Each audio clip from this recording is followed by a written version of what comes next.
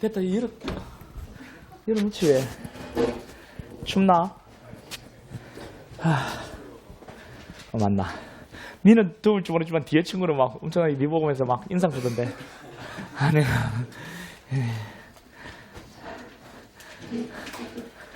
여기 봐라.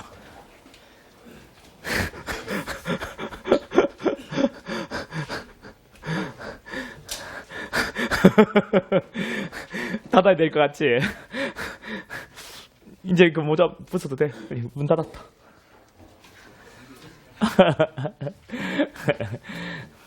아까 안 했지? 첫 시간에는. 첫 시간에 없었지? 그러고 있었나? 그렇구나. 미안하다. 못 봤네. 그러면 사건의 이송을 보죠. 사건의 이송은 사건의 이송은 여러분 이것도 알고 있어야 돼. 이제 이금 하면 이제 거의 관할이 끝난다, 그지? 피고인이 관할구역 내에 현재하지 않는데 피고인이 관할구역 내에 없대. 이러면은 자 우리 그 토지관할은 피고인의 주소구소 현재지 아닙니까? 이거는 공소제기시를 기준한다 했잖아요. 공소제기할 때 주소구소 현재지에 기소를 했어. 근데 이러면 이사를 갔다고요. 그래 지금 이 피고인 그 재판하고 있는 이 곳 있잖아요. 이 현재하지 않는단 말이죠. 관할구역 내에 현재하지 않아요. 다른 곳에 가 있다고요. 그럼 어떻게 할 거냐? 토지관할 위반은 아닙니다, 그죠? 근데 우리 토지관할을 주소구소 현재를 하는 이유는 피고인의 출석의 편이잖아요. 이런 경우에는 불편해졌으니까 피고인의 현재를 관할하는 동급법원에 보내줄 수도 있는 거 아니냐라는 겁니다. 그래서 이송할 수 있다. 이게 포인트예요. 하야한다 하면 틀립니다. 할 수 있다라고 해야 된다는 것. 이거 딱 잡으시면 되죠. 그 다음 두 번째. 그리고 여러분 여기서 한 가지 조심해야 될 것은 관할권은 있는데요. 피고인이 이제 현재하지 않아서 피고인의 출석이 불편하니까 피고인의 출석의 편의를 위해서 보내줄 수 있다는 그런 의미예요. 관할권도 없는 법원이 만약에 8조 그 1항요 이것을 가지고 이송해야 한다는 그런 의미는 아닙니다. 관할권은 있는데 피고인이 이사를 가가지고 현재하지 않는다. 이런 경우에 출석이 불편하다. 이런 경우에는 피고인의 출석의 편의 피고인을 위해서 법원이 보내줄 수 있다는 그런 의미지. 만약에 관할권도 없는 법원이라면 관할 위반 판결 때려서 끝내야 돼. 관할권도 없는데 만약에 이 법원이 피고인 현재를 관할하는 법원에 8조 1항을 통해서 이송해야 한다는 그런 의미는 아니다. 관할권은 있고 근데 피고인이 이사를 가서 현재하지 않는다. 출석이 불편하다. 그럼 피고인의 출석의 편의를 위해서 이송해 줄 수 있다는 그런 의미다. 자, 이런 판례도 하나 있습니다. 항상 우리 뭐 어떤 교재든 그 밑에 이 판례가 있거든요. 한번 생각해 보시고. 자, 단독 판사 관할 사건이 공장 이게 중요합니다. 이건 다 알아야 돼요, 여러분들. 단독 판사 관할 사건이 공장 변경에 의해서 합의 관할 사건으로 변경이 됐다. 이거 어떻게 할 거냐? 갑의 을에게 범죄가 있는데 이게 상해라고 한번 해보자. 상해는 7년 이하니까 단독이에요. 단독이 갔거든. 근데 공장이 변경됐어. 상해치사로. 을이 죽었거든요. 근데 상해치사로 바꿨어. 상해치사는 3년 이상이거든요. 근데 합의후 심판 사건이에요. 이전에는 여러분 이거는 관할권이 없기 때문에 관할 위반 판결을 때려서 종결하고 다시 합의부로 기소를 했었어요. 그러면 너무 오래 걸리니까 그냥 그러지 말고 그냥 단독에서 합의부로 직권 이송하자. 이렇게 이제 8조 2항이 들어온 거예요. 그 이후에. 그 지금은 합의부로 직권 이송합니다. 관할권 있는 법원으로 이송한다. 관할권 있는 법원이 뭐냐? 합의부죠. 합의로 직권 이송한다는 겁니다. 됐죠? 합의로 직권 이송한다. 근데 만약에 여러분, 만약에 1심에서 1년 떨어졌다 해볼게. 징역기 1년. 근데 피고인만이 항소를 되겠다 해볼게. 만약에 상해죄로 아직 상해치사로 공장 바뀌지 않았다. 아직 죽지 않았거든. 상해죄로 밑에 이 그림을 가려봐봐라. 손으로. 상해죄로 징역 1년이 떨어졌어. 피고인만이 항소를 되겠거든. 2심에도 여전히 상해로 올라왔어요. 근데 2심에서 을이 사망해. 그래서 상해치사야. 이 사건은. 그래서 공장을 2심에서 바꿨어. 2심에서도 공장 변경되죠. 2심에서 공장 상해치사로 바꿨다고. 그래서 바뀌고 나니까 이제는 봐. 상해치사는 3년 이상이잖아요. 합의후 심판 사건이야. 합의후 심판 사건은 이제 손 떼봐. 1심은 어디로 갔다가 지법합의후에 갔다가 2심은 어디로 와야 돼? 고등법원에 와 있어야 되거든요. 근데 지금 누가 가지고 있어요? 지법항소가 갖고 있지. 그러면 어떻게 할 거냐? 관할권 있는 법원으로, 즉 합의부로. 자, 합의부로. 자, 관할권 있는 법원 뭔데요? 2심이니까 고등법원으로 직권 이송한다는 것. 이게 판례 입장입니다. 8조 2항을 유추용해서 관할권 있는 법원으로 보낸다는 게 8조 2항이잖아요. 그 2심의 경우는 관할권 있는 법원이 합의후 심판 사건은 고법이잖아요. 고법으로 직권 이송한다는 게 이게 다수일까 판례 입장. 됐죠? 근데 이렇게 되면 사실 문제는 좀 있긴 해요. 다수의 판례는. 어떤 문제가 있냐면 자, 1심 재판은 누가 한 건 확실합니까? 이건. 1심 재판은. 단독이 했죠. 2심 재판은 지금 고법이 하는 거죠. 원래 이 합의후 심판 사건은 1심에도 법관 3명의 재판을 받고 2심에도 법관 3명의 재판을 받아야 되거든요. 토탈 6명의 법관의 재판을 받아야 되는데 지금 이렇게 가버리면 만약에 2심에서 지법항소에서 고소를 보내버리면 토탈 4명의 법관의 재판을 받고 2명의 법관의 재판을 받지 못하는 이런 문제가 있기는 해요. 그래서 여러 가지 학설들이 나오는데 이것들이 다수리 될 수 없는 이유는 그런 견해들 전부 다 문제가 있거든요. 그래서 지금 이 견해가 가장 문제점이 적어요. 그래서 고법으로 직권 이송한다는 것. 이것 딱 기억하시면 됩니다. 됐죠? 오케이. 그래서 이때 여러분 피고인만이 항소를 제기했기 때문에 상해치사가 3년 이상이지만 3년 때릴 수 있어 없어? 못 때립니다. 뭐밖에 안 돼요? 1년밖에 안 됩니다. 아니 왜 상해치사가 형법에 3년 이상이라 3년이 가장 하한인데 그 하한보다 더 낮은 형을 때릴 수도 있단 말이냐? 예, 그렇습니다. 형법전에 형벌보다 더 낮은 형을 때릴 수도 있어요. 불이익 변경 금지 원칙 때문에 그렇습니다. 불이익 변경 금지 원칙 때문에 법정형 하한보다 가장 낮은 것보다 더 경한 형을 선고하는 경우도 존재한다는 것. 이런 것들 같이 기억을 해주면 되겠죠. 그래서 1년밖에 안 된다는 것도 시험에 나왔습니다. 예, 기억을 해주면 되겠죠. 그 다음 이제 맨 밑에 판례 보충이라고 한 이거 마저 정리할게요. 이제는 반대로 합의부 사건으로 기소가 됐습니다. 그런데 심리 진행 중에 단독 사건으로 공장 변경을 신청한 거예요. 그러면 이 합의부는 차고 배당을 이유로 차고 배당됐다는 이유로 이걸 단독한테로 재배당해야 되는 거냐? 우리 법전 어디를 뒤져봐도 재배당하라는 규정이 없습니다. 그럼 어떻게 할 거냐? 그냥 합의부가 실체 들어가서 심판한다는 것. 됐죠? 어차피 합의부라는 것은 단독 세 놈이 모인 게 합의부죠. 그러니까 합의부 재판해주면 피고인이 더 좋거든요. 전혀 문제 안 돼요. 오히려 단독한테 보내고 자식한테 시간 더 걸려. 그러니까 합의부가 그냥 실체 들어가서 심판해라. 공장 변경을 허가했는지 여부와 상관없다. 그냥 합의부는 실체에 들어가서 심판한다. 이것 딱 기억하시면 되죠. 됐죠? 그럼 이제 다 됐습니다. 이 부분은 다 정리됐거든요. 어떤 문제가 나오든 간에 맞출 수 있습니다. 이 정도면. 됐고. 그 다음 관할 예외 사건 이송, 군사법원 재판권 판명. 군사법원이 재판권을 가지고 있다는 것이 판명이 되면 그때는 같은 신고 군사법원으로 이송하죠. 그래서 그 이송 전에 행한 일반 법원에서 행한 소송의 그 효력에는 아무런 문제가 없습니다. 유효. 군인으로 바뀌었다 해서 일반 법원에 군인에 대한 재판권이 없잖아요. 재판권이 없다는 이유로 공기판 때리면 돼? 안 돼? 안 됩니다. 우리 공기판 사유, 제법 다중고처, 재판권 없다. 재판권 없는 경우 공기판 때리면 안 됩니다. 이전에는 이렇게 했었어요. 그런데 16조 2가 들어와서 같은 신급의 군사법원으로 이송하도록 되어 있죠. 이송을 해야 돼요. 오케이. 자, 됐죠? 그러니까 이놈이 일반인일 때 일반 범죄를 범했어요. 근데 이놈이 이제 군인으로 바뀌었단 말이야. 입대가 군인이 됐단 말이야. 그러면 군인이 되기 전에 일반 범죄를 범했기 때문에 이런 경우는 일반 법원에서 계속 재판한다 하면 맞아 틀려? 틀립니다. 어제 저녁에 했지. 군인으로 바뀌었으니까 어디로 보내? 군사법원으로 보내는 겁니다. 됐죠? 그리고 이 군사법원 재판권에 관한 내용 중에 여러분 이거 알아야 된다. 그죠? 우리 다른 별 문제도 풀었고 이게 나올 가능성이 아주 높다. 그리고 지금은 적용 범위가 나올 것 같은 느낌이 든다. 근데 적용 범위 우리 다른 별 문제집에 있는 적용 범위는 충분해. 심판에 다 들어가 있고 벗어나지 않아. 그것만 갖고 있으면 나온 다음에 틈없이 맞춰. 다른 파트는 다른 파트 다 맞추지. 그거 잘 잡아보라니까요. 거기에 뭐 어떤 내용이 있어요? 예, 군인이 일반인이 일반 범죄도 범하고 그다음 우리 군형법에서 규정하고 있는 특정 군사 범죄도 범했다는 거예요. 근데 이게 동시역 경합범이야. 이런 경우에 이 둘 다를 일반 법원에 재판할 수 있는가 또는 군사법원에 재판할 수 있는가? 동시역 경합범이니까. 둘 다 어디든 군사법원이 일반 법원이든 둘 다를 재판할 수는 없지. 일반 범죄는 일반 법원에 재판하고 특정 군사범죄는 군사법원에 재판을 해야 돼. 그렇죠? 이 둘 다를 어느 법원이든 일반 법원이든 군사법원에 재판할 수 없다는 것. 이런 것도 같이 기억해 주고. 됐죠? 그렇게 하면 되겠네. 그 다음 관할권 무전제의 효가 들어가면 되겠네요. 관할권 무전제의 효가. 관할권은 수송 조건이죠. 수송 조건은 법원의 직권으로 조사하는 겁니다. 그런데 딱 한 개는 신청했을 때 수송 조건 구비 여부를 검토하는 그런 상대적 수송 조건이 있죠. 그게 뭔데요? 관할 중에서 어떤 관할? 토지관할입니다. 토지관할은 신청했어야만 토지관할 구비 여부를 조사하는 거죠. 그래서 만약에 관할이 없다라고 한다면은 관할 위반 판결로 때려서 종결하는 겁니다.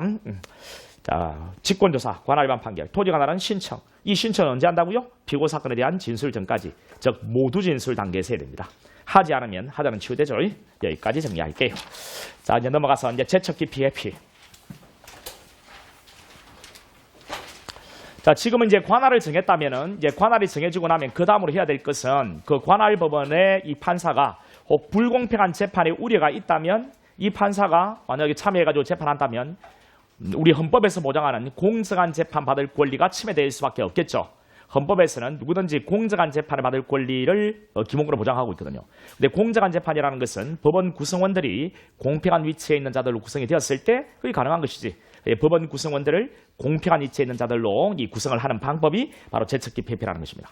제척은 뭔데? 간단히 정리하면 제척은 불공평한 재판의 우려가 누가 봐도 아주 높은 7가지 사유를 뽑아가지고 이 7가지 사유에 해당되면 신청과 재판 필요 없고 법률에 의해서 당연 배제되는 게 제척. 근데 기표는 뭔데? 이런 제척 사유가 있는가 없는가 좀 모호한 경우도 있거든. 이런 경우에는 참여시키는 경우도 있겠지. 재판부의 구성원이 되는 경우도 있단 말이야. 이런 경우에는 신청을 통해서 재판을 통해서 배제하는 거. 이게 기피. 그리고 제척 사유 말고도 또 불공평한 재판의 우려가 또 있을 수 있겠죠. 이런 경우에는 신청을 통해 합의부 재판을 통해서 빼는 것이 바로 기피다. 누가 신청을 해요? 검사하고 피고인, 당사자가 하는 겁니다. 물론 피고인을 도와주는 변호인도 가능하겠죠. 좀 이따 보기로 하고. 회피는요. 사유는 기피 사유하고 동일해요. 근데 신청을 누가 한다고요? 이는 법관이 신청하는 겁니다. 법관이 지가 빼달라고 신청하는 거죠. 그리고 합의부 재판을 통해서 빼는 것이 바로 회피다. 회피는 누가 신청한다고요? 법관이 신청한다는 것. 당사의 신청이라 하면 틀립니다. 당사의 신청은 기피라는 것. 이거 딱 기억하시고. 그러면 그 옆에 이제 제척 사유 오른쪽으로 계속 가보세요. 제척 사유. 이 제척 사유는 법관이 피해자. 이 피해자는 직접 피해자를 말하죠. 간접 피해자는 들어가지 않아요. 그리고 이제 법관이 피해자 또는 피고인과 일정한 신분 관계에 있는 경우. 그 신분 관계 한번 밑에 보자. 밑에 제척 사유 17조라고 신교재는 제가 이렇게 17조로 넣어두었거든. 한번 보라고. 근데 구교재는 없어요. 그냥 아마 추록집에 있을 것이고 보시면 되는데 안 봐도 상관없어. 공부된 여러분들은. 근데 뭐 보려면 봐. 근데 이 신분 관계는 뭐 뻔하잖아요, 여러분. 그죠? 그러니까 한번 들어보시면 되고. 한번 볼게. 뭐라고 돼 있어? 1번이 법관이 피해자인 때고 2번, 3번, 4번, 그리고 5번, 2, 3, 4, 5가 신분 관계지. 피고인 피해자와 신분 관계. 2, 3, 4, 5가 한번 보자. 법관이 피고인 또는 피해자, 친족이래, 또는 가족이래, 또는 이러한 관계에 있었던 자인 때. 자, 그 다음에 법관이 피고인 또는 피해자의 법정 대리인 후견 감독인인 때. 법관이 사건에 관하여 정인 감정인 피해자의 대리인으로 된 때. 법관이 사건에 관하여 변호인, 피고인의 대리인, 변호인, 보조인으로 된 때. 전부 다 일정한 신분관계가 다 있죠, 그죠? 이런 신분관계가 있을 때, 이 신분관계가 있을 때, 그때 제척 대상이 된다는 겁니다. 여기서 한 가지만 좀 조심하시면, 자, 이번에 법관이 피해자의 친족 또는 이러한 관계에 있었던 자인 때, 이러한 관계에 있었던 자인 때, 친족 관계가 있었던 자라고요. 친족 관계가 있었던 자예요, 있었던 자. 있었던 자가 뭐가 되겠어요? 이혼한 전 배우자 되겠다, 그죠? 이혼한 전 배우자. 이혼한 전 배우자의 관계에도 제척 대상이 된다는 건 이런 것도 같이 기억해 주면 되겠고. 그 다음 이제 법관이 예단. 당해 사건에 대해서 미리 했자 속단, 미리 속단하는 것. 알고 있는 게 있을 때, 때가 묻었을 때라고 생각하면 되겠지. 그게 뭔데요? 자, 이게 5번, 6번, 4번, 그리고 6번, 7번이다, 그죠? 그 4번이 뭐라고 되어 있어요? 4번. 법관이 사건에 관하여 정인, 감정인으로 된 때. 정인, 감정인으로 된 때. 법관이 사건에 대해서 이미 정인 또는 감정인으로 되었다면 아는 게 있어요, 없어요? 아는 게 있겠죠. 때가 묻어 있죠. 뭐 이런 거 미체판하면 안 될 거 아니에요. 그 다음에 6번, 7번. 6번은 법관이 사건에 관하여 검사 또는 사경관의 직무를 행한 때. 검사나 사경관의 직무를 행하면 아는 게 있겠죠. 이런 미체판하면 안 되겠죠. 그 다음 그 밑에 법관이 사건에 관하여 전심재판 또는 기초되는 조사심리가 아닌데 이게 중요하죠. 바로 앞신급 재판 또는 앞신급 재판에 기초가 되는 증거조사나 사심리에 관여한 때. 됐죠? 바로 이런 경우. 자, 그러면 다시 1번 피해자인 때, 2번 피해자 또는 피고인 또는 피해자의 친족 또는 친족관계에 있었던 자. 있었던 자의 이혼한 전 배우자 들어간다는 거 이거 조심. 그 다음에 4번에 법관이 사건에 관하여 3번에 법관이 사건에 관하여 피고인 피해자 법정 대리 후견 감독인일 때. 그 다음에 4번에 법관이 피해자의 대리인으로 된 때. 그 다음 5번에 법관이 사건에 관하여 피고인 대리인 변호인 보조인으로 된 때. 자, 됐죠? 이게 이제 신분관계. 그 다음 예단을 가지고 있는 것은 다시 4번에 법관이 사건에 관하여 정인 감정인으로 된 때. 그 다음 6번에 법관이 사건에 관하여 검사 또는 사경관의 직무를 행한 때. 그 다음 7번에 법관이 사건에 관하여 바로 앞신급 재판 또는 그 기초되는 증거조사나 사심리에 관여한 때. 됐죠? 이렇게 예단을 가지고 있는 이런 경우. 이런 7가지 사유는 다시 3개로 이렇게 딱 정리해 볼 수 있겠죠. 그 위에 3개를 딱 정리하고 있잖아요. 그죠? 이렇게. 여기서 한 가지 여러분. 정인 감정인으로 된 때라는 말의 의미는 법정에 나와서 선서하고 증언 또는 감정을 했을 때 이 정인 감정인으로 된 때에 해당돼요. 우리 수사 단계에서 참고인 조사받은 것 또는 감정 수탁자, 감정인 말고 법원이 위촉한 것을 감정인 전문가, 감정인. 수사기관이 위촉한 것을 감정수탁자로 참여한 것은 증인감정인이 된데 해당되지 않아. 또 수소법원이 소환장을 송달보냈어. 소환장을 송달받은 것만으로는 증인감정이 된데 해당되지 않아. 소환장 받고 법조에 나와서 선서하고 증언 또는 감정까지 했을 때 여기서 말하는 증인감정이 된데 해당된다. 이런 것들 같이 기억해주고. 그럼 됐죠? 자, 그러면 그 옆에 다시 기피사유 보자. 기피사유는 뭔데? 기피사유는 죄척사유 더하기 불공평한 재판에 우려져. 그러면 도식을 해보면, 벤 다이그램을 그려보면, 자, 기피사유, 죄척사유 17조 1호부터 7호까지, 그리고 불공평한 재판의 염려. 그러면 기피사유는 죄척사유를 포함하고 있지. 그러면 죄척사유가 되면 100% 기피사유가 돼야 안 돼? 되죠, 여러분들. 되죠. 그래서 이런 지문이요. 어떤 것은 죄척사유는 되지만 기피사유는 안 된다면 O야 X야? X입니다, 무조건. 어떤 것을 살펴볼 필요도 없어요. 죄척사유가 되면 100% 기피사유가 된다니까요. 뭘 고민해보냐. 됐죠? 자, 그럼 이제 제일 중요한 거. 죄척에서 제일 중요한 거 17조 7호입니다. 밑에 판례들이죠. 다 한번 볼게. 자, 1번 EX라 돼 있는 거. 너무 쉽잖아요. 바로 앞신급 재판에 관여해야 돼. 앞신급 재판. 2심의 경우에는 1심, 3심의 경우에는 2심 또는 1심. 알겠지? 1심의 전심은 없어. 그리고 같은 신급 재판은 얼마든지 해도 돼. 죄책 대상 아니야. 바로 앞신급 재판에 관여한 놈이 그 상급법원 재판에 나왔을 때 죄책이라고. 그 앞신급 재판도 끝까지 다 해도 죄책이지만 앞신급 재판에 잠깐 참여했다가 빠져도 그놈이 잠깐 참여할 때 뭐 했다면 증거조사나 사심이 한 적이 있다면 알고 있는 게 있기 때문에 쬐끔 때가 묻었기 때문에 다 죄책이라는 것. 이것만 딱 가지고 들어가 볼게. 자, 1심 A가 있어. 2심 A 놓으면 죄책이지. 이 X라는 것은 이거는 죄책 이 말이야. 그리고 이거 동그라미는 죄책 대상 아니고 아니야 이 말이다.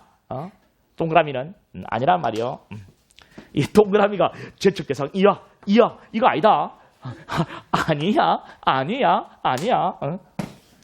자, 1심은 A가 있고 2심은 A가 놓으면 죄책. 자, 1심을 A가 했네. 2심은 B가 있어요. B가 1심 재판이 잘못됐다고 파기해서 다시 환송했습니다. 그러면 A가 다시 1심 재판합니다. 그럼 뭔데 이건 아니고. 그 다음 3번에요. A가 재판했네. A가 유죄를 선고하고 확정이 됐습니다. 재심을 청구했어요. 피고인이 이제 그 수용자가 그 재심 개시 결정이 떨어져가지고 재심 심판 절차로 왔습니다. 재심은 확정된 신급을 다시 하는 거지. A가 다시 재판합니다. 죄책 대상 아닙니다. 그 다음 상고심 재판에 A가 있어요. A 판결서 내용에 오류가 있어서 이 상고심 판결서를 정정합니다. 누가? A가. 이것도 3심 절차거든요. 따라 죄책 대상 아닙니다. 자, 5번에 약식을 또는 즉결을 A가 있어요. 그 정식 재판 1심에 A가 왔습니다. 똑같은 1심 재판이거든요. 따라서 죄책 대상 아니고. 자, 6번이요. A가 즉결 약식을 했고 B가 정식 1심을 담당했습니다. 이것에 항소심을 A가 나왔습니다. 죄책. 왜? 우리 약식과 즉결도 1심 재판이니까 이거는 항소심은 2심, 2심의 경우에는 약식과 즉결도 1심 전심이죠. B가 나와도 죄책입니다. 왜? 정상적인 1심 재판을 했기 때문에 A가 나와도 죄책, B가 나와도 죄책. 그 다음 7번이요. A가 약식을 했습니다. B가 정식 1심을 담당했어요. 그 다음 A가 항소심에 잠깐 나왔지만 경질되었습니다. 빠졌다고요. 그리고 C가 나와서 처음부터 다시 했습니다. 법관이 교체되면 공파 절차를 갱신하도록 되어 있죠. 따라서 이 A는 죄책 대상 아니고 됐죠. 이미 경질됐으니까요. 아닙니다. 그다음 8번. 자, A가 1심에 잠깐 참여했는데 증거조사 4심을 했습니다. 그리고 B가 나머지 절차를 다 했거든요. B가 처음부터 다시 했어요. 그 A가 2심에 나왔습니다. 죄책이죠. 왜? 전심재판에 기초되는 조사심리에 관여했기 때문에. 그 다음 옆에 9번이요. B가 A한테 부탁을 합니다. 촉탁을 해요. 증거조사 해달라고. 그래서 A가 수탁판사로서 증거조사했습니다. 그 A가 2심에 나왔습니다. 죄책이죠. 왜? 전심재판에 기초되는 조사심리에 관여한 적이 있으니까. 자, 10번에 자, 1심에 A가 잠깐 참여했는데 이놈이 보석결정, 공판기일 지정결정, 공판기일 변경결정, 구속결정, 구속갱신결정 뭐 이런 거만 했어요. 그리고 A는 빠지고 B가 재판을 마무리 다 지었습니다. 이 A가 2심에 나오면 죄책 대상 아니에요. 왜? 전심재판에 기초된 증거조사나 사실심리에 관여한 게 아니죠. 그다음 밑에 11번이요. 이건 암기하셔야 돼요. 이거는 다수가 판례가 다르니까 많이 물어봐요. 자, A가 증거보전 정인신문을 했습니다. 그리고 이게 기소됐고 B가 1심 재판을 했어요. 그 A가 2심에 나왔다는 겁니다. 이건 제척 대상 아니라는 게 판례예요. 전심 재판에 증거서 한 적이 있으니까 제척 대상이어야 한다고 하는 게 다수. 근데 우리 판례는 아니다라고 이야기한다. 암기 됐죠. 그럼 제척 끝. 여기서는 틀리지 않습니다. 이 정도 하면. 다시 그 옆에 여러분 그 신교재는 있지만 이런 구교재는 추록이 있을 거예요. 추록. 거기에 제척 사유. 자, 지금은 이렇게 도식을 통해서 이해했다면 문장으로 보고 싶다. 시험에 나오는 문장을 보고 싶다면 이걸 보시면 되죠. 거기 해당 제척 해당되는 것 약식명의 한 판사가 정재판 항소심 이거 제척이죠. 해당 X는 약식명의 한 판사가 1심 제척 아니고요. 그 다음 적결 1심 제척 아니고요. 1심에 있는 놈이 제척 대상 물어보면 무조건 아닙니다. 왜? 1심에 전심은 없기 때문에. 그 다음 파기완송 제척 아니죠. 재심 아니죠. 상부심 판결 아니죠. 이렇게 넘어가는 거예요. 빠르게. 6번에 재판의 선고에만 관여한 때. 이게 뭐냐? 여러분 이게 쭉 다 왔어요. 다 와가지고 자 여기까지는 B가 재판 다 하고요. 선고 있잖아요. 선고만 A가 있습니다. 즉 선고는 판결문 읽어주는 거 있잖아요. 선고만 A가 있다고요. 그리고 이게 2심에 여기 A가 와서 재판하겠다고 와 있다는 겁니다. 제척 대상일까 아닐까? 제척 대상 아닙니다. 아니야. 제척 대상 아니야. 왜? 판결 선고만 했잖아요. 우리 2심의 경우 1심 전심 재판에 관여한다는 것은 내부적 선의까지 왔을 때 관여했다고 이야기하는 겁니다. 단독 판사라면 판결문 적는 것까지 합의호 사건이라면 합의를 도출하는 것까지 내부적 성립까지 왔을 때 전심재판 관여. 그래서 이러면요. 외부적 성립. 선고하는 것은 외부적 성립이죠. 외부적 성립에만 관여한 것은 여기서는 전심재판에 관여했다 볼 수는 없는 거예요. 판결문 읽어주는 거 이게 예단이나 편견이 생겼다고 보기는 어렵죠. 그 다음에 7번에 사실심리 증거사하지 않고 공판기일 연기 제특대상 아니죠. 공판기일에 관여한 바는 있어 판결성은 이제 경질되면 제특대상 아니에요. 약심의 한 판사 정심의 항소에 관여했으나 경질되면 무조건 아니에요. 같은 당사의 다른 사건은 아니에요. 다른 사건에 관여한 것은 제특대상 아닙니다. 다른 사건은요. 됐죠. 그 다음 전심재판에 기초되는 조사심리 관여. 자, 해당 O 수탁판사 증거사 O 해당되죠. 참고에 대한 정인신문 이거는 판례는 없는데 우리 사상 정인신문 있죠. 이거는 당연히 다수율 논리대로 당연히 된다고 합니다. 우리 증거보전 정인신문도 다수율 논리는 된다고 하거든요. 근데 이거는 판례가 다른 판례가 있기 때문에 판례를 기억하는 거고 여기는 판례는 없고 당연히 다수율 논리대로 정인신문을 했기 때문에 제척 대상이고요. 기소강제 절차 우리 고등법원이 공소의 일정 우리 기소강제 절차에서 증거조사 돼야 안 돼? 되죠. 그러니까 공소의 일정 때린 법관이 그 항소인 재판에 관여하면 제척이다. 바로 앞신급 1심 재판에 증거사에 관여했기 때문에 또 공소제기 결정을 때린 놈이 재판하면 안 되겠죠. 제척. 그다음 1심에서 유죄정으로 사용된 증거조사 항소심에 관여하면 제척이고 쉽죠. 해당 X 구속영장, 적부심, 보석 이런 거 다 제척 대상 아니에요. 왜? 전심재판에 기초되는 조사심리에 관여한 건 아니니까.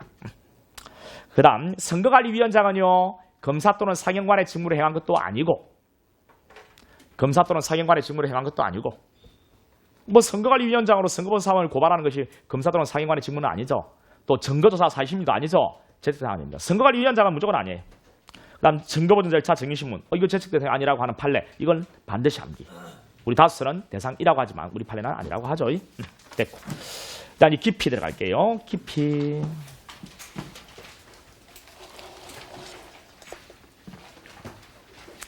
자, 의의 신청요. 신청. 검사 또는 피고인에 의해 당의 법관 직무집행에서 탈퇴하는 것.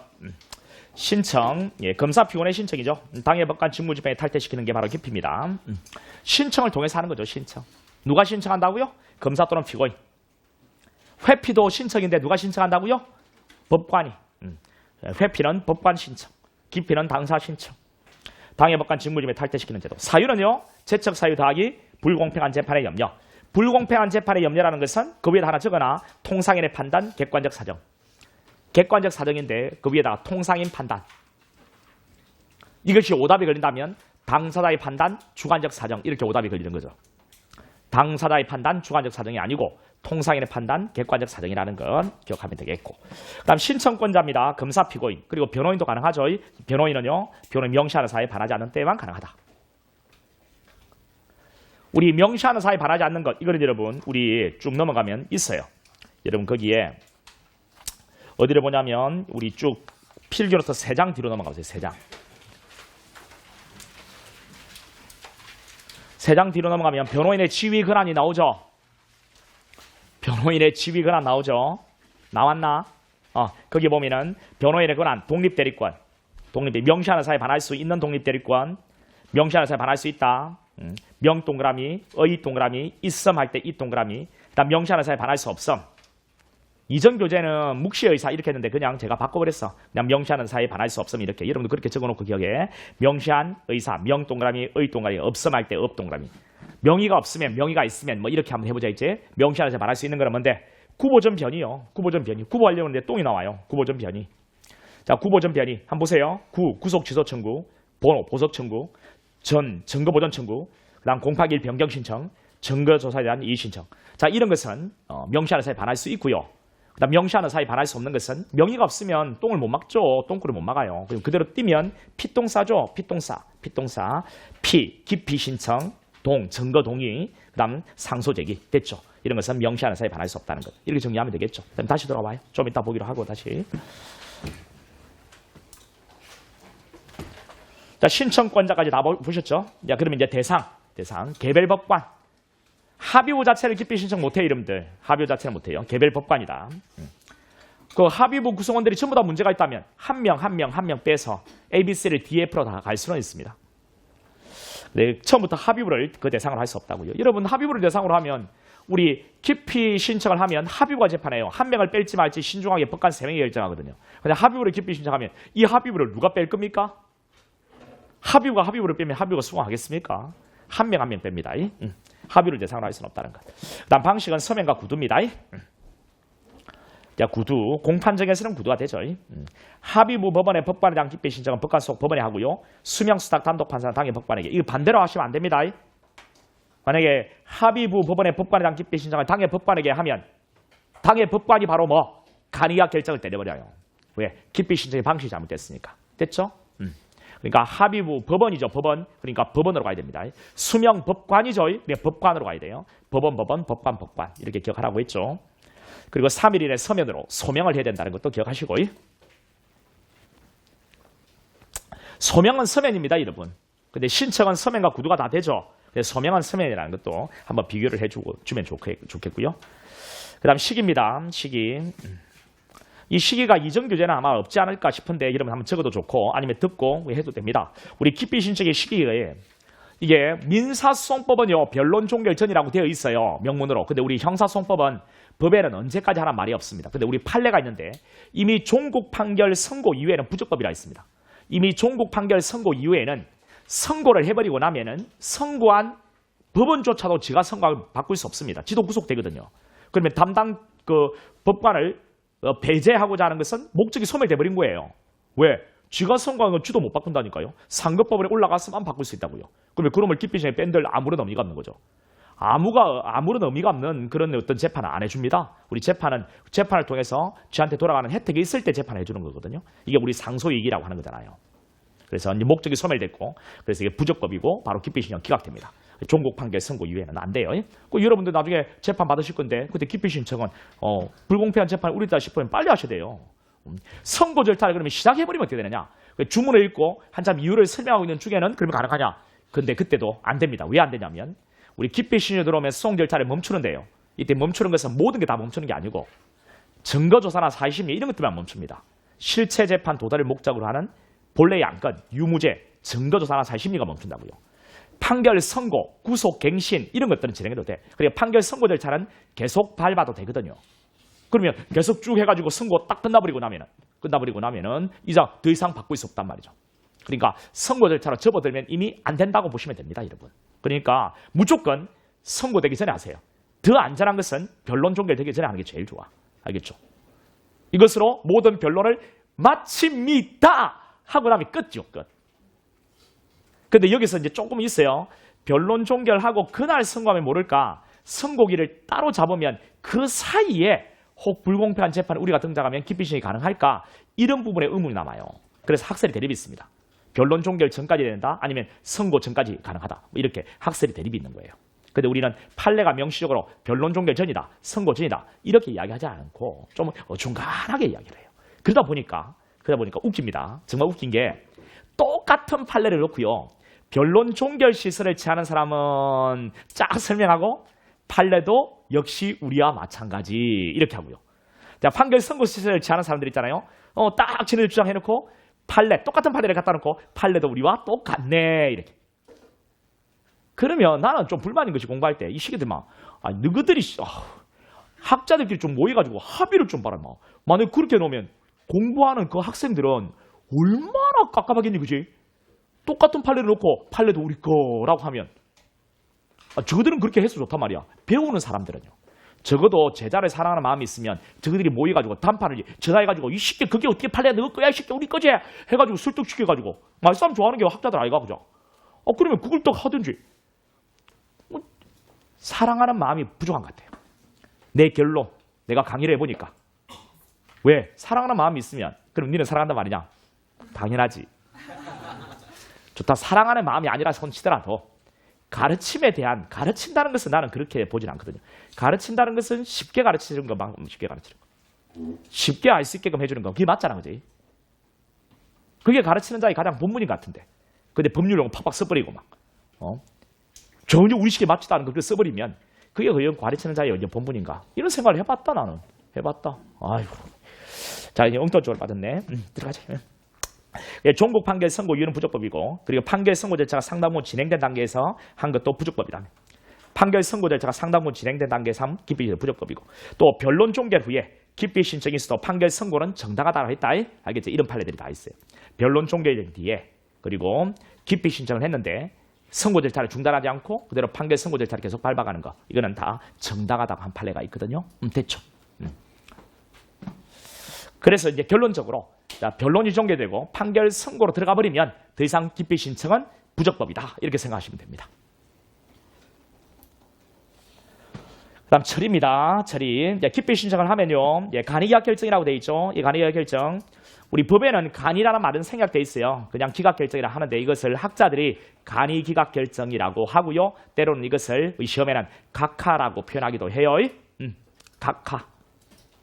자, 이거는 뭐냐? 소송 지원 목적이 명백한 기피 신청 또는 기피 신청의 방식을 위반했을 때, 그때 신청을 받은 법원법관이 기각하는 거죠. 신청을 받은 법원법관이 기각하는 겁니다. 이 법원법관이에요. 이걸 뭐로 바꾸면 틀려? 합의부라고 하면 틀립니다. 기피당한 법관의 수속법원 합의부라고 하면 틀려요.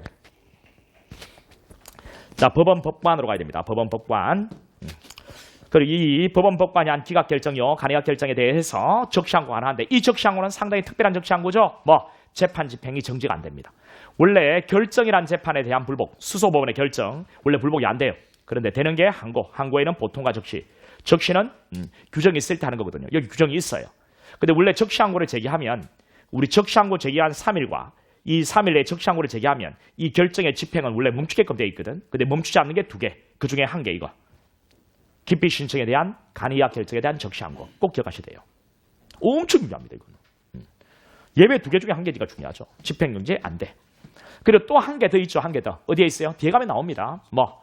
정인이 출석의무를 위반했을 때 소가감구, 수송비용 증인부담, 가태료 감치 구임. 한번 이것도 보여드릴까요? 그리고 페이지 적어놔도 되겠네. 여러분 75페이지. 75페이지. 페이지는 좀 다를 수 있겠네. 그지? 신교재는 75야. 챕터 23 증거조사 몇 장 넘어가면 되냐면 1장, 2장, 3장, 4장, 5 한 4장 넘어가면 되겠네. 4장. 증거서 보이나? 넘어가라. 더 계속 넘어가라.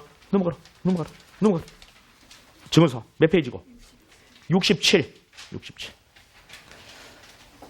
67페이지 보면은 그 증거서 나오죠. 거기 봐라. 거기에 정인의 의무에 출석 의무가 보이죠. 출석 의무. 거기에 소환장 송달, 그리고 서명교, 그리고 전자상 이게 보인다, 그지? 거기에 소환장 송달, 그리고 서명교, 소환장 송달과 동일한 그런 효력이 있는 그 소환의 방법이 서명교죠.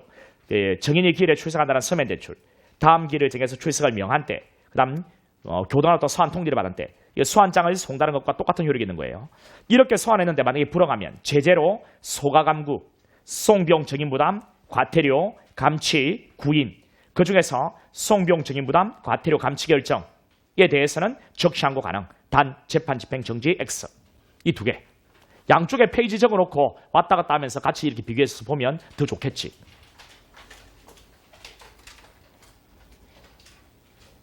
됐죠? 그러면 다시 돌아오세요.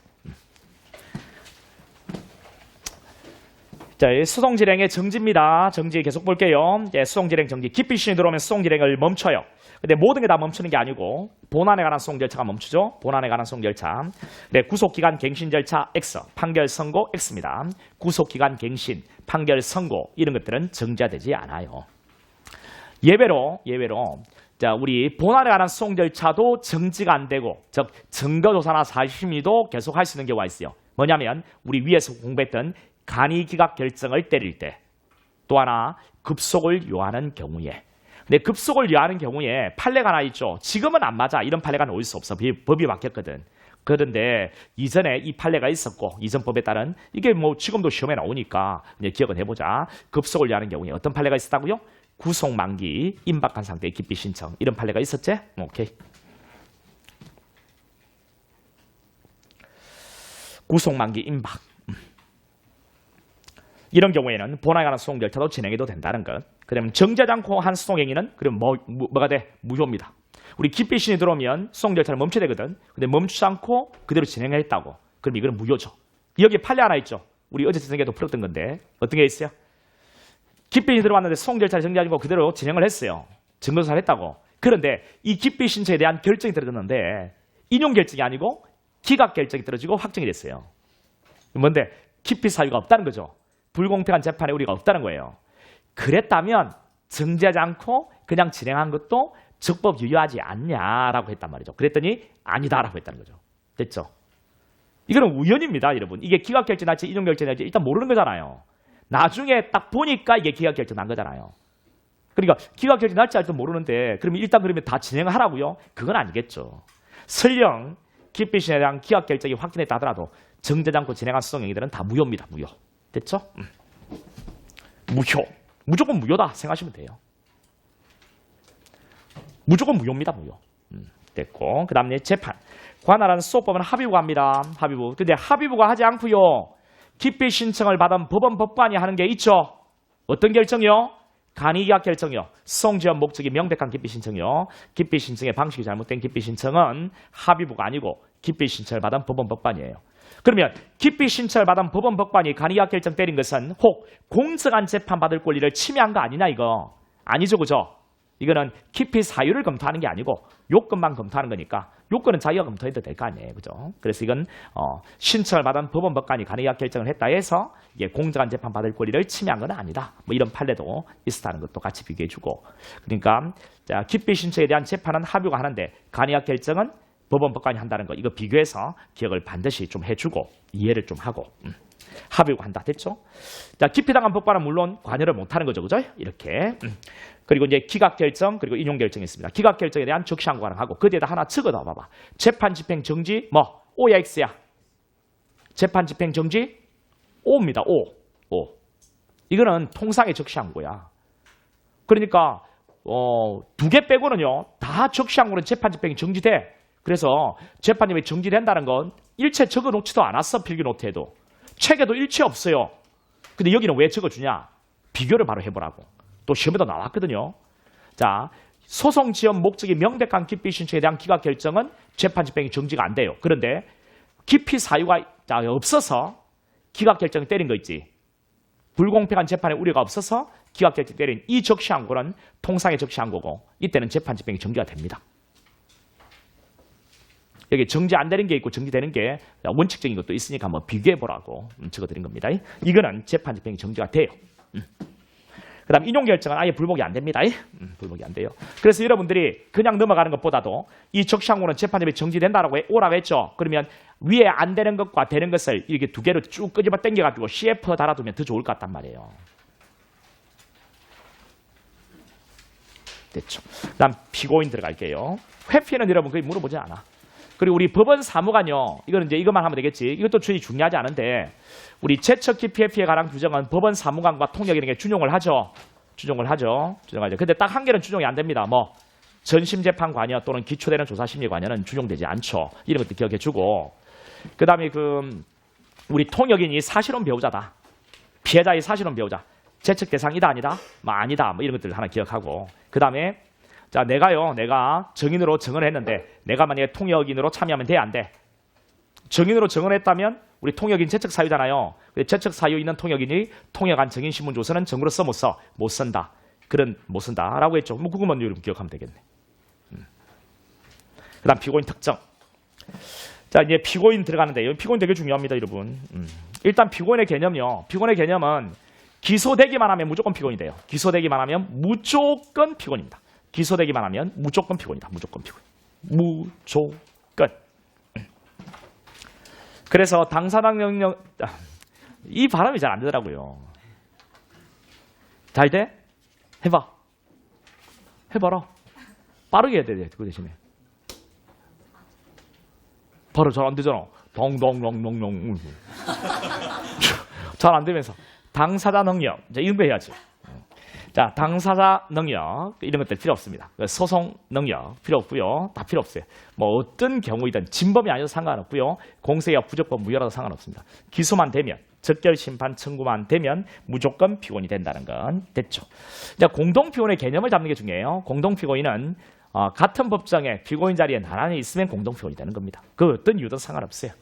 공범일 필요도 없고 관련 사건일 필요도 없고 한 개의 공장에 의해서 일괄 기소, 병합 기소될 필요도 없다. 없다. 딱 기억하면 되겠죠.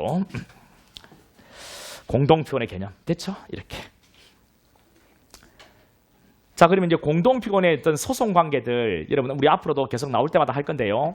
여기서 간단하게 한번 또 정리하고 들어간다면 우리 공동 피고인 같은 경우에 공동 피고인 정인 적격이요. 정인 적격 어때? 공범의 정인 적격. 공범이 아닐 때는 있고 공범일 때는 정인 적격 없이 단 변론 분리하면 인정되고 이런 것들 기억하고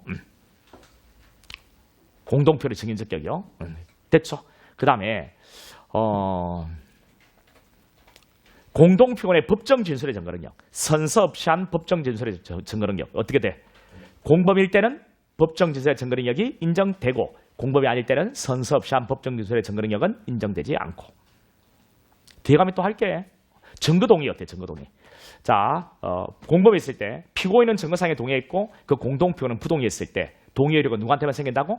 동의한 피고인에 대해서만 생기고 공범자 공동 피고는 생기지 않지? 공동 피고는 생기지 않고 뭐 이런 것들도 기억을 하면 되겠고요. 그다음 자, 우리 피고인이 이제 공범이 있는데 공동 피고인이 있는데 한 놈은 뭐 사실혼이 있다고 상소를 얘기했고 한 놈은 이게 헌법법률 명령 규칙 위반이라고 이게 판결에 열mis있다고 상소를 얘기했어요. 그런데 자, 한 놈이 사실오인이라고 한 이것은 항소유가 있고 법령 위반이라고 한 것 이것은 항소유가 없다라고 했을 때 없는 놈은 원래 기각하고 있는 놈은 그 1심 재판을 원심 재판을 파기해 주는 게 맞는데 만약에 이 항소한 이유가 자, 이 항소유 있는 거 있잖아요. 이 사실오인 이것이 자, 다른 공동 피고인에게 공통된다면 전부 다 같이 파기해 준다는 공통 파기. 이런 것도 했죠, 우리. 예, 이것들이. 저하고 볼록이 어제 이야기했잖아요.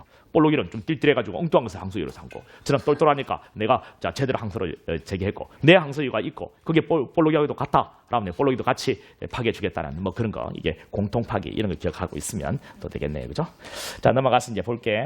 이제 피고인 특정에 관한 문제가 중요합니다. 피고인 특정. 성명 모형과 위장 출석을 볼 건데요. 그 전에 일단 피고인 특정 먼저 해볼게. 자, 갑이 병에게 범죄를 범했는데 갑이 병에게 검사는 갑이라는 놈이 범죄를 했다고 생각해. 그리고 공장에 갑을 적었지. 법정에 갑이 나왔어. 그럼 피고인 누군데? 갑이지. 이거는 피고인 특정에 문제가 생기지 않아요. 그런데 그 밑에 자, 갑이 범죄를 했다고 생각한다 검사는. 그런데 공장에 을을 적었다고. 근데 법정에는 누가 나왔어요? 갑이 나왔다는 거야. 그럼 이제 피고인 누구냐? 이런 문제 생기는 거지. 누가 피고인이 될까요?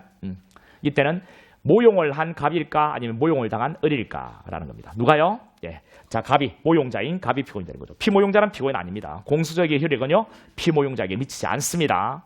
그러면 공장에 잘못 기재는 이거 시정하는 방법을 우리가 알아야 되겠다, 그죠? 왜? 우리 공소장에는 피고인을 특정 기재하라고 돼 있거든. 이게 필요적 기재사항이에요. 근데 피고인은 갑인데 지금 을로 돼 있잖아요. 이걸 시정하지 않으면 안 돼요. 우리 시정하는 방법이 뭐라? 공장 변경이야, 공장 정정이야? 정정이라는 것. 정정이라는 건 우리 공소장의 기재사항 중에요. 피고인이 있고 제명 공사실 적용법조가 있을 때 요거 바꾸는 것은 이거 이렇게 바꾸는 것은 공장 정정이고 법원의 허가는 필요 없죠. 법원의 허가는 필요 없고 자 요놈들 바꾸는 것을 뭐라고 한다고요? 제명 공사일 적용법조 바꾸는 것을 공장 이건 변경이라고 하고 법원의 허가가 필요하잖아요. 물론 이거 바꾸는 것은 동일성 범위까지 바꿀 수 있다, 그죠? 예, 공장의 필요 기재사항 중에 피고인 이름 바꾸는 것은 정정이고 법원의 허가는 필요 없다. 그다음 제명 공사의 적용법조를 동일성 범위까지 바꾸는 것을 공장 변경이라고 한다. 이때는 법원의 허가가 필요하잖아요. 자 그러면 자 검사가 공장 정정 법원의 허가는 필요 없고 바꾸면 갑이 되니까 실체재판 빨간 라인. 근데 만약에 검사 이놈아가 공장을 정정 만약에 입헌하지 않으면 파란 라인 갑 이러니까 공기판. 그러니까 검사의 공장 정정 여부에 따라서 실체재판과 공기판으로 나뉘어지는 겁니다. 근데 시험에 검사의 공장 정정과 무관하게 뭐 실체재판 무관하게 공기판하면 틀리게 되겠죠. 만약에 피모용자인 의리법정에 나오면 을은 피고인 아니잖아요. 근데 나왔어. 다른 사람이 보면 이놈이 마치 피고인 것처럼 보이지. 그렇다 해서 진짜 피고인이 되는 게 아니고 뭐 부진정 피고인, 형식적 피고인이니까 형식재판 뭐 공기판 때려서 배제합니다. 맨 위에 약식기소를 볼게. 성명모용은 약식기소죠. 자, 약식기소를 했습니다. 을의 이름으로. 원래 갑인데요. 을의 이름으로 약식기소가 됐어요. 그때 약식명령이 을로 발령이 됐대. 을이 정재판 청구했어. 을이 법정에 나왔네. 을한테는 뭐 공기판. 됐죠? 그럼 이제 이걸로 끝이냐? 그렇지 않지. 약식 절차가 지금 잘못됐지. 여기서 다시 간다. 일단 검사는 을을 갑으로 바꾸는 공장 정정. 법원의 허가는 필요 없죠. 이렇게 먼저 하고. 이렇게 하고 나면 이제 뭐 법원에서도 법원에 지 잘못이 있죠. 처음에 을로 돼 있으니까 을한테로 발령 송달했던 것을 이제 누구? 갑으로 바꾸는 경정 결정을 하고 이 약식명령을 갑으로 바꾸는 경정 결정한 뒤에 이전의 약식 명령과 이 경정 결정을 갑에게 송달한 거예요. 그러면 약식 명령은 적법한 송달이 있는 거지. 이때로부터 7일 내에 갑이 정재판 청구하지 않으면 확정되고 갑이 정재판 청구하면 정재판 절차로 넘어가서 정재판 절차 진행되고 이렇게. 그럼 다 됐다. 그러면 성명모용에서 나오는 문제는 다 푼다 이런 거죠. 자, 그럼 이제 위장 출석 볼게. 위장 출석. 검사는 갑이라는 놈이 범죄했다고 생각해. 그리고 거기 공장에 갑을 적었거든요. 근데 법정에 누가 나왔냐면 을이 나왔습니다. 을이 갑으로 위장해서 출석했어요. 그렇다 해서 을이 피고인이 되는 건 아니야. 피고인은 갑이란 말이죠. 그럼 이 위장 출석자를 이 법정에 지금 을이 나와 있지. 위장 출석자를 배제하고 진짜 피고인인 갑을 이 자리에 데리고 오는 방법 그리고 재판 진행하는 방법을 지금부터 알아야 돼.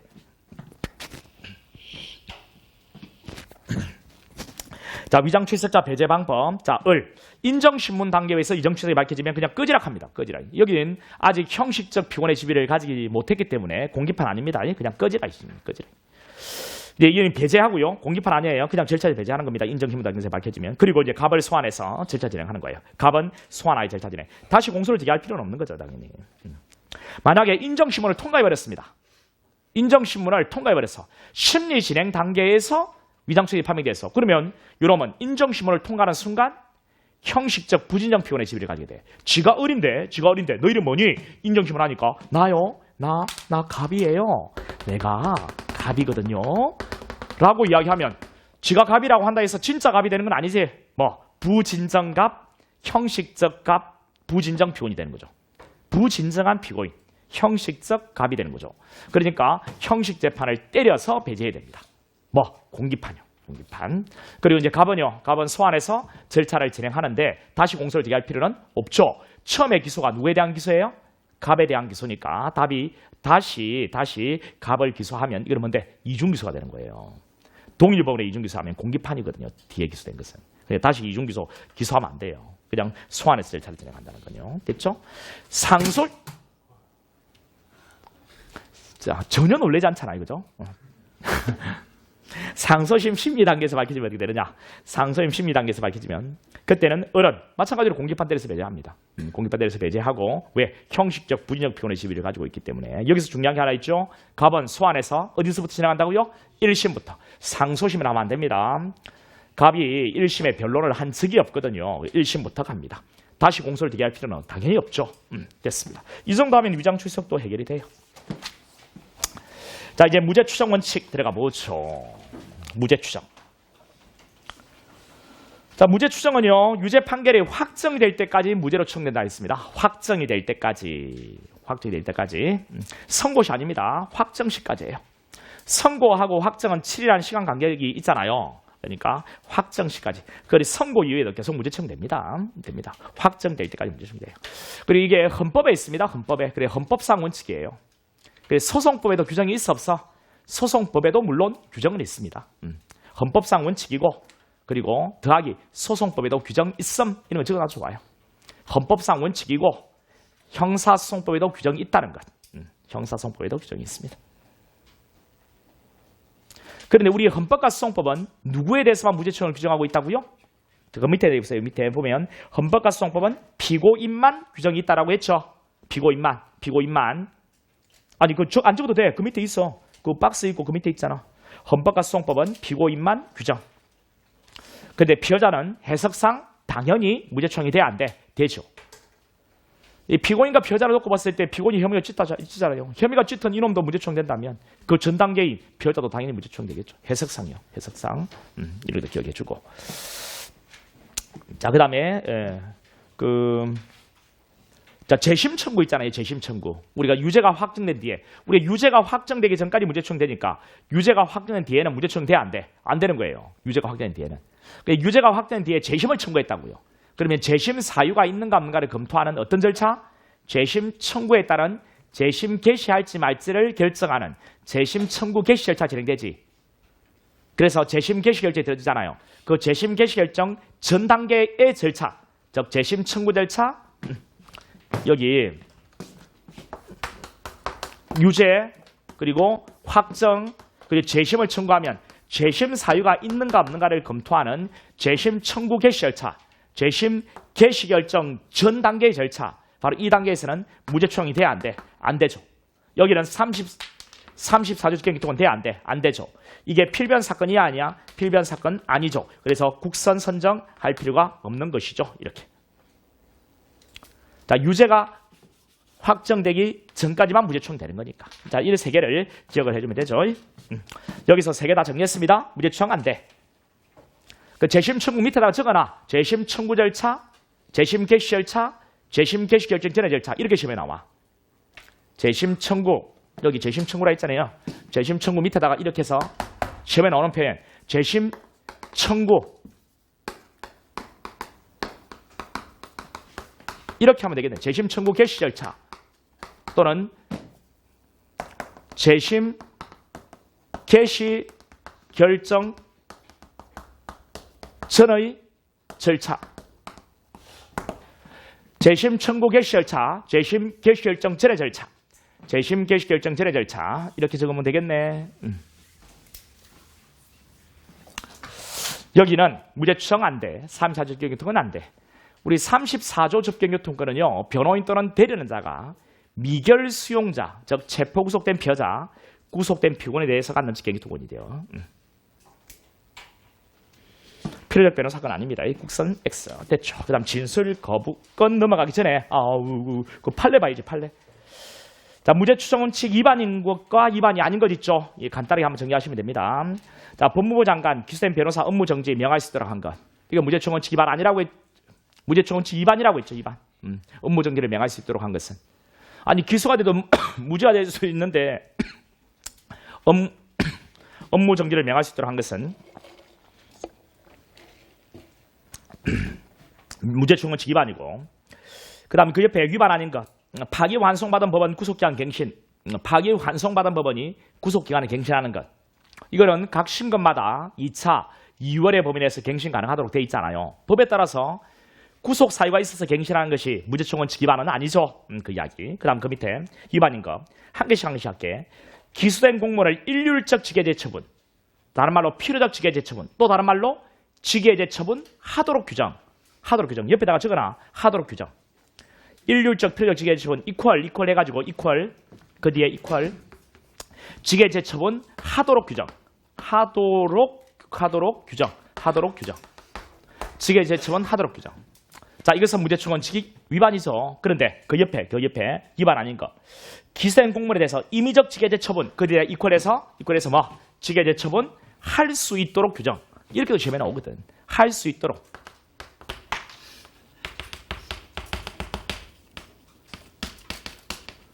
할 수 있도록 규정하고 있는 것. 이것은 무죄충 원칙 위반이 아니죠. 그래서 이 두 개 딱 비교해서 기억을 한번 해보고. 그 다음 다시 위반인 건 기소된 사실 자체만으로 징계하는 것. 기소된 사실 그 자체만으로 징계라는 것은 무죄충 원칙 위반이죠. 근데 그 옆에 위반 아닌 것. 비위 사실을 토대로 징계하는 것. 비위 사실이 있으니까 이것을 가지고 징계하는 것. 이거는 반하지 않아. 그 다음 또 유죄 확정 전에 징계 처분하는 것. 아니 유죄가 확정되기 전이라도 징계 사유가 있으면 징계할 수 있겠죠. 이건 무죄충 원칙 위반 아니고. 그 다음 다시 위반인 건 관세법상 몰수 물품 별도 처분 재판을 국고 기소. 아니 별도의 처분이나 재판도 하지 않고 국고에 기소시키는 것은 무죄충 원칙 위반이고. 그런데 위반 아닌 것. 수사 담당 공무원의 정인신문. 아니 수사를 담당한 공무원도 정인신문 할 수 있거든. 누구든지 정인신문 할 수 있으니까. 이게 무죄충 원칙 위반은 아니고. 그 다음 위반인 것. 수사 및 재판 시 재소양 의리를 있게 하는 것. 수위 있게 하는 것. 무죄충 원칙 위반이죠. 그 다음 위반 아닌 것. 사회보위원회 치료감호 종료 여부 결정. 사회보위원회로 하여금 치료감호 종료 여부를 결정하도록 한 것은 무죄충 원칙 위반 아니고. 그 다음 신문 시 수갑 보성 결박에 두는 것. 신문할 때 수갑이나 보성으로 결박에 두는 것. 이 무죄충 원칙 위반이야. 그런데 옆에 사회보위원회 감호기간 정하도록 한 것도 무죄충 원칙 위반 아니고. 그 다음 밑에 미결구금일수 산입 거기 또는 일부 부분 무죄충 원칙 위반이라고 했지. 근데 그 옆에 소년부 송치처분 직업업성 기재하는 것. 우리 공장에 소년부 송치처분 직업업성 전과 이런 기재하는 것은 무죄충 원칙 위반 아니고. 그 다음 그 밑에 지방자치단체장이 금고 이상 형 선고 시 부단체장 권한대행 금고 이상의 형이 선고되었을 때 아직 확정되기 전에 부단체장 권한대행은 무죄충 원칙 위반인데 그 옆에 지방자치단체장이 구금 상태에 있다. 부단체장 권한대행은 무죄충 원칙 위반이 아니죠. 됐고. 그 다음 다시 위반 아닌 것 밑에 부당 내부거래에 대한 과징금을 부과하는 것. 무죄충 원칙 위반 아니고. 무죄충 원칙 위반도 아니고 이건 또 거듭처벌, 이중처벌 금지 원칙 위반도 아닙니다. 이건. 왜 가징금이 형벌은 아니니까. 그 다음 전문증거 증거를 인정한 3위 사도도 무죄충 원칙 위반 아니죠. 뭐 이렇게. 그럼 여기 판례 다 판례들이에요. 판례들을 이거 키워드만 가지고 있으면 문제를 푸는 데는 전혀 지장이 없거든요. 이렇게 하고 10분 쉬었다가 진술겁건 들어가도록 하겠습니다.